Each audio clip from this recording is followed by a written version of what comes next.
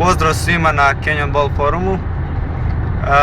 Evo samo da se pokaže da naš pazareni stil od 133 konja 1.8 motor može da troši koliko smo i rekli ranije. Evo ovako, pri 85 km/h prosječna potrošnja je oko 5-6 litara, 5,7, 5,8, 5,5, zavisi kako kada. Mi smo sada išli prema Somboru, vraćamo se, evo prošli smo Inđiju, znači sad će i Stara Pazova, ukupno 300 km, 285 je za nama.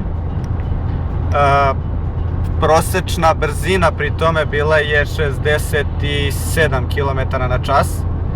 Kada sam išao za Sombor, brzina je bila i 140 dok smo bili na autoputu, pa sam onda kasnije zbog okolnih sela koje smo morali da prođemo, Kljajčevo, Vrbas, Kula, šta je još bilo? Crvenka. Znači morali smo da vozimo stani kreni, naročito kroz Vrbas gdje smo imali glupe ležeće policajce itd. Prosječna brzina za tih 285 km je 6,0 litara na 100 km gasa, plina, kako god hoćete.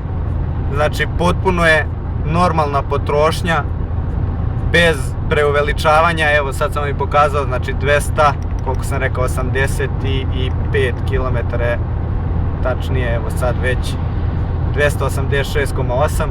Znači moguće je da stilo 1.8 133 konja troši toliko plina. Eto, nije neka laž, nije prevara.